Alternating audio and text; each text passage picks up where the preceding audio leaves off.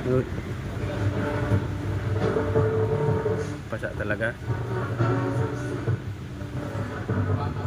Isang magandang araw sa inyong lahat mga ka-lovers. Matagal-tagal din bago maka-upload. So may gagawin tayo dito, basag yung tunog. So sana magawa natin.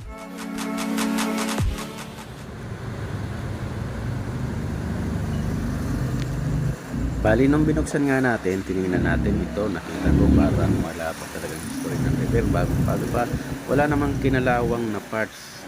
Kaya hindi natin pwedeng sabihin na baka basag yung tunog dahil sa mga kinalawang na parts. Wala siyang kinalawang na parts, yung linis pa.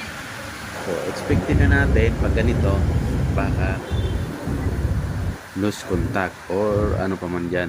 So titingnan nga natin, ito kabaliktad na yung board. Nung tinignan ko yung board, wala pang history din ng repair. Tapos nag-check ako muna. So nag-check ako kung normal yung voltage niya. So napaka-importante yan. Kung normal yung voltage niya, so mapapaisip ka na kung saan yung problema niyan.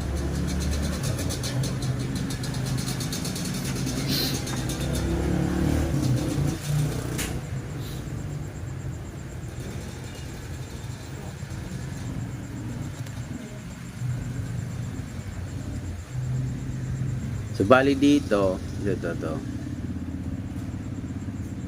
Tinik ko yung filter, meron 26.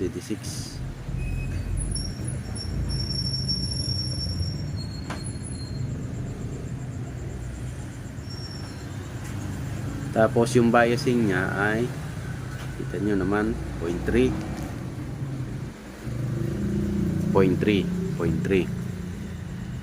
So ibig sabihin normal yung voltage biasing niya.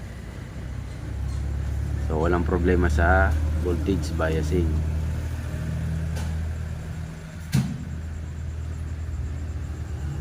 So mapapaisip ka na kung bakit basag yung tunog nito mga ka-J-lovers, di ba?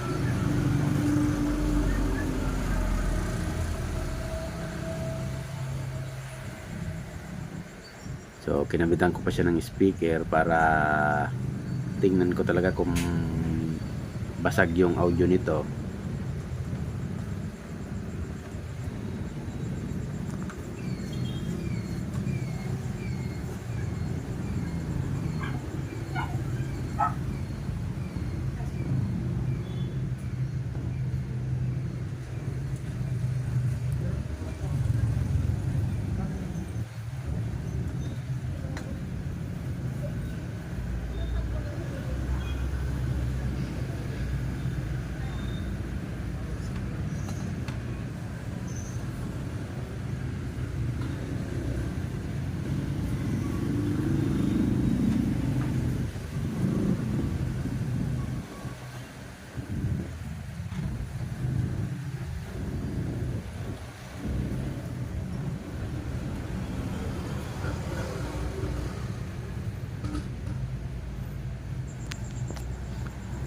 So napansin nyo, meron naman siyang audio. So meron siyang audio mga ka-J-lovers. Kaya lang,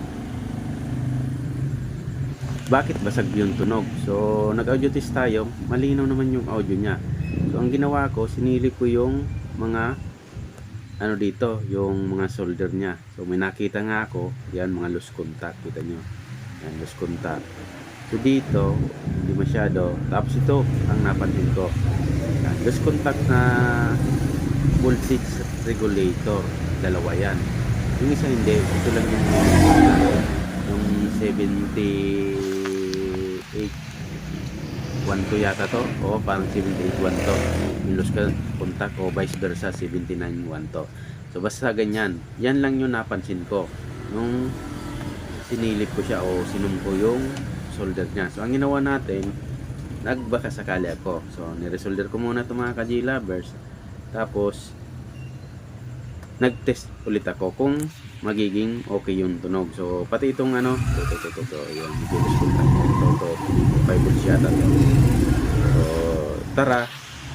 So solder muna natin to, tapos testingin natin. So hindi pa natin alam kung tumino ba yung tunog ito pagtapos kong masolder. So excited na ba kayo? So tingnan natin. Solder muna natin mga ka-G-Lovers. So bago ang lahat, promote muna ng channel ko. Kung bago pala kayo sa ating channel, please subscribe and pahit na notification bell para updated kayo sa bawat ina-upload ko na video. So maraming salamat sa lagi niyong pagsubaybay kahit matagal-tagal tayo bago tayo maka-upload. So basta may mahalaga lang tayong kailangang unahin. Kaya natatagalan tayong gumawa ng video. So almost 1 month bago ako gumawa ulit ng video. Sana magsubaybay pa rin kayo kahit natatagalan tayong gumawa ng video. So simple lang to siguro, madali lang siguro to ayusin kasi may audio naman, basag lang yung tunog. Yan, sinulder natin yung mga posibilidad na loose contact.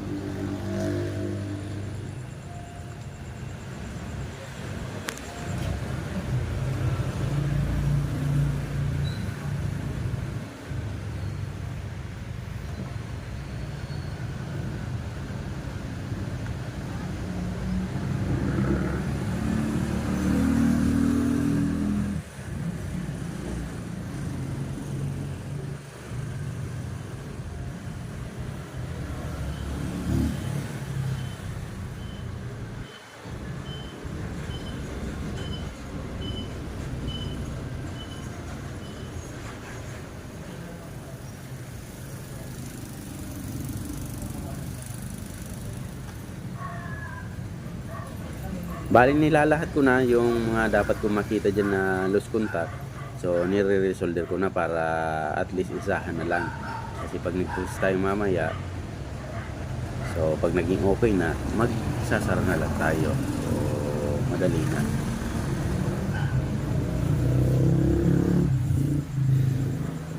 Yan.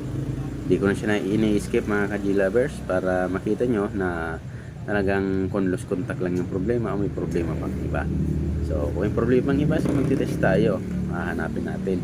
Pero kung wala na, swerte natin kasi loose contact lang, napakadali lang. So okay, almost matapos na tayo. So pagkatapos natin itong ma-resolder, kabit natin yung mga connection para makapag-test tayo ng music. So titingnan natin kung magiging okay na ba. So pag-test natin ng music nabulol pa ako. Pag-test natin ng music mamaya, yung papatugtugin natin, putol-putulin na lang natin, baka maka-copyright naman tayo. So, yan o, tingnan nyo. Napansin nyo ba? Kanina, may audio naman siya, hindi basag, kaya lang mahina nung pag-point natin. Ngayon, lumakas na siya. So, may lakas na yung ano natin, yung audio. So ang gagawin natin ay kabit natin yung connection. So yung sinasabi ko nga sa inyo, paputol-putol yung music natin kasi na-copyright ako. Ang daming video kung meron copyright, almost nasa 20 plus yata. So nag-dispute pa ako, ang dami, napagod ako, kaya lang hindi pa nga nauubos, hindi pa natatapos. So kaya yun na lang muna gagawin natin, putol-putulin na lang natin yung pagpatugtog nito kung maging normal yung tunog. So okay na, nakabit natin yung connection, try natin, testing tayo mga ka-G-Lovers ha. So sinasabi ko sa inyo, hindi natin diretsuhin yung patugtog para at least iwas copyright tayo. So meron naman mga NCS na talagang non-copyright dito sa YouTube, kaya alam minsan katagalan pag hindi mo kinaka-copyright din.